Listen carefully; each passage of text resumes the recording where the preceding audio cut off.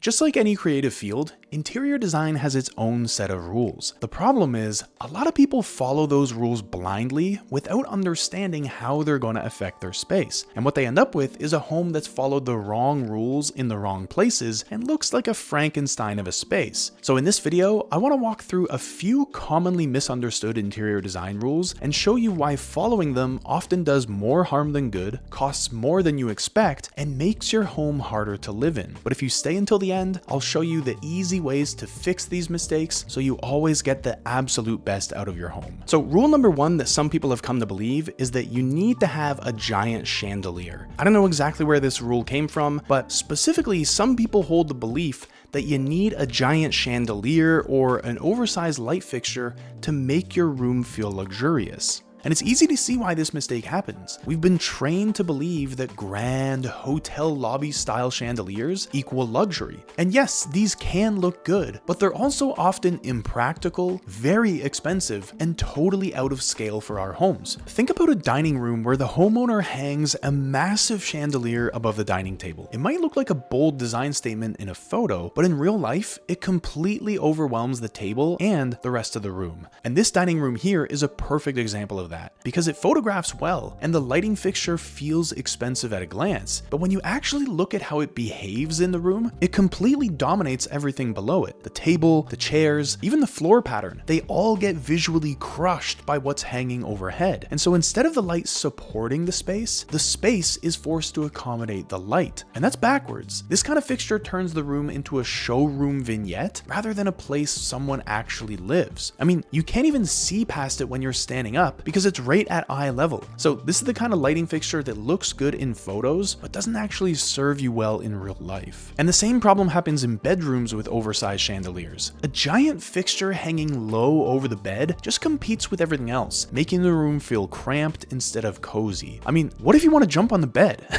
What are you supposed to do? I'm half kidding, but if you have kids, this is a legitimate safety concern because you know they're going to be jumping on your bed. So having a massive chandelier hovering inches from their bouncing heads is not something you want. And is it just me, or is it not nice to have something like this hanging over you while you sleep? It's like a death sentence every time you shut your eyes. Call me crazy, but I'm not up for it. So what you want instead is a light that's proportional to the room. So here we have a similar pendant to what we saw in the other dining room, but this one is smaller and also hung significantly higher, so it feels polished, but it doesn't overpower the room. Plus, the sight lines are clear, so you don't have to walk around the light to see the other half of the room. Much better choice. And here's the exact same. This is another gorgeous fixture that encourages your eye to move naturally around the room, from the table to the chairs to the art on the far wall, and then upward to the chandelier. It's not hijacking the room. So this is a much more timeless fixture that'll be much nicer to live with long term. And then in the bedroom, layered lighting beats any oversized chandelier. A subtle LED strip behind the headboard with two small pendants on each side delivers a warm, soft glow like you see here. Plus, this setup is affordable and easy to find, and it still works better than a single oversized piece. And so when you look across all of these examples, the pattern is obvious. The rooms that feel expensive aren't the ones shouting the loudest. They're the ones where nothing is fighting for control, because a lot of the time, heavy chandeliers and lighting fixtures just try to do too much. They demand your attention, but the spaces that actually hold up over time do the opposite. The lighting supports the room instead of taking it over. And that is real luxury. Not a single pricey fixture trying to prove something, but a room where everything feels calm, considered, and easy to live with. All right, now rule number 2 is that white is cheap and dark is luxury. There's a subset of people out there who believe that white walls are cheap and boring, so if you want your home to feel luxurious, you should slather on a dark, moody paint color in every room. In other words, people swing from one extreme to the other. They say, all white is too basic, so I'm gonna paint everything dark to get that luxurious feel. Unfortunately, this all or nothing approach to color can be a huge waste of money, and it makes your space less livable at the same time. So the question we should be asking is, why do plain white walls have the reputation of looking cheap? And the answer is pretty simple, because they generally look overly sterile and don't create space spaces that we want to spend time in. Now, to be clear, there are tons of beautiful spaces that lean very heavily into white. But the question is, how much nicer could those spaces be if they just injected a bit of contrast? Because if you're not a high-level designer and you do what a lot of people do in spaces with white walls, which is add on white floors, white ceilings, and white furniture, it's gonna look like you're living inside of an episode of Severance. So why do people make their bedrooms look like this? Well, part of the reason is that they like the bright,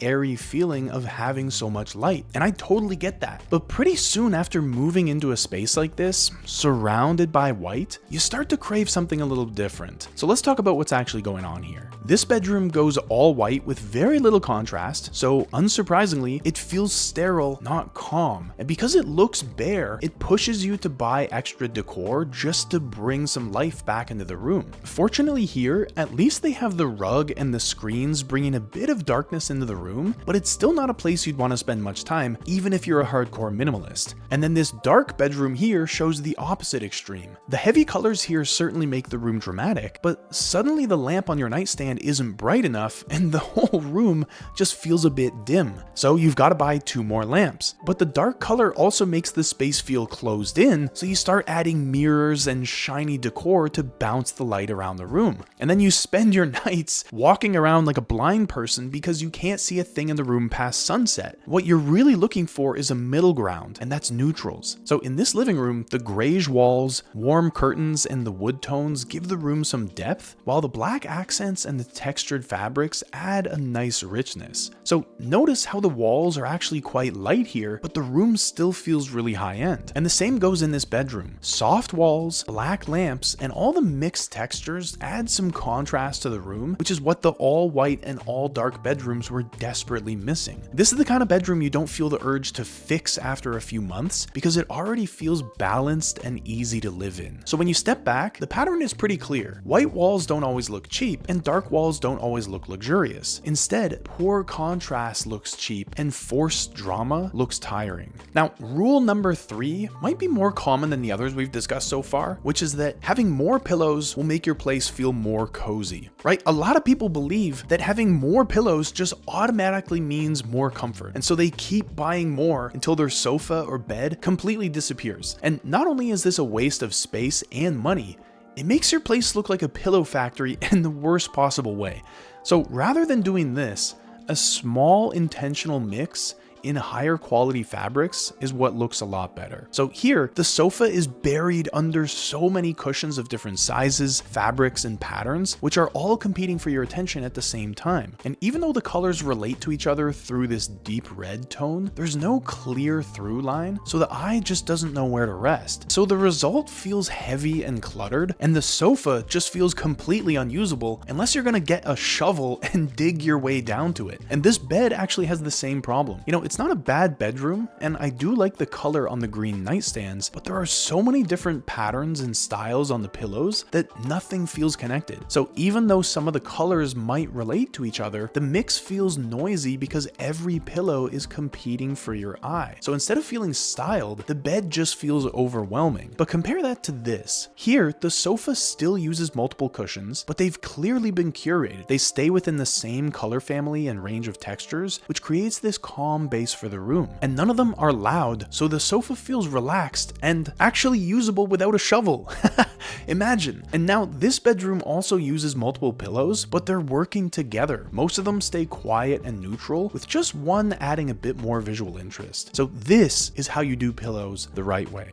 Now, rule number 4 is that tiles should make a statement, because there's some notion out there that if you really want a space to look designer and wow people, you should make a big statement with tile, like covering entire walls or entire rooms with it. In fact, some people treat tile almost like wallpaper, wrapping it around every corner for maximum impact. And while it's true that a beautiful tile can be a showstopper, using too much of it is one of the fastest ways to both blow through your budget and lock yourself into a look that you later regret. For example, this bathroom has this checkered tile covering every surface, the walls, the floor, and even the outside of the bathtub. And I don't have to tell you how draining this is going to be on your eye. I mean, you can already see it for yourself. This looks like Willy Wonka's bathroom, and that's not the vibe you want to give your guests or yourself. This could be a nice pattern if it were used in small doses, but repeating it everywhere like this just makes the bathroom feel busy and boxed in. And the same goes for this kitchen. How did anyone think this was a good idea? It looks like you're living inside of a Christmas gift, and the tile is the wrapping paper. I mean, they would have paid a pretty penny for this, and if they want to update it later, they're going to have to pay a bunch more to take these tiles off. So this is not only not a good financial choice, but it's not a good design choice either. So what's a smarter way to use tile and your money? Use it sparingly. Use tile as a standout feature where it makes sense, and then balance it out with other more flexible materials. For example, in a bathroom, maybe you absolutely adore some funky tile that you found somewhere. Perfect. Use it, but maybe just use it on the floor and one stripe on the wall as an accent. Or you can tile the shower from floor to ceiling, but leave the rest of the bathroom untouched. By the way, when it comes to tile, you really want to think about the scale of the tile, because what looks awful in large format can actually look pretty good in small format, and I think this is a good example here. We saw Willy Wonka's bathroom a second ago, which did not look good, but this one here using small format tiles actually works really nicely. It's definitely bold, there's no question about that,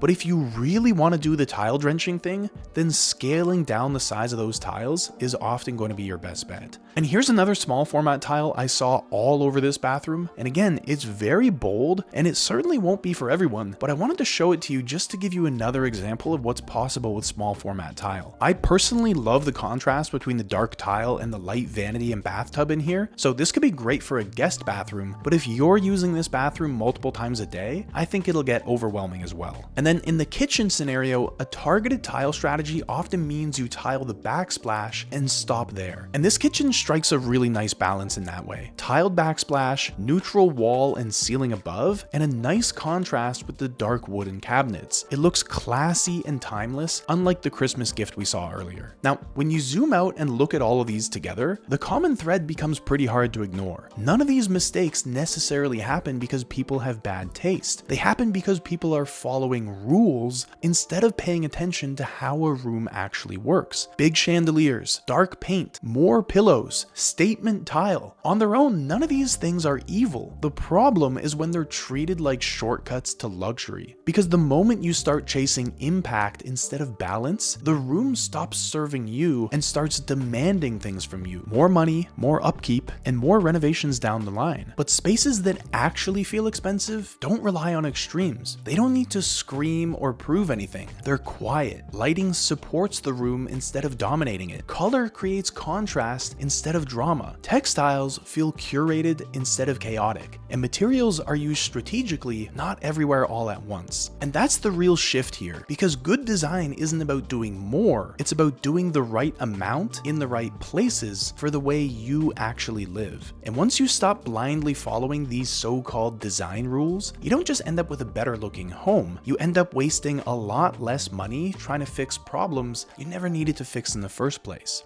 So if you got anything out of this video, share it with someone you know who also loves good design. And if you want to go deeper on these ideas, click the link in the description and drop in your email. Some of my most unique insights only get shared with my email subscribers, so you don't want to miss it. And now that you know why blindly following so-called design rules will lead you astray, you need a framework to help you cut through the noise and make the decisions that actually matter in creating a beautiful home. So watch this video next where I'll teach you that framework and show you exactly what you need to do next.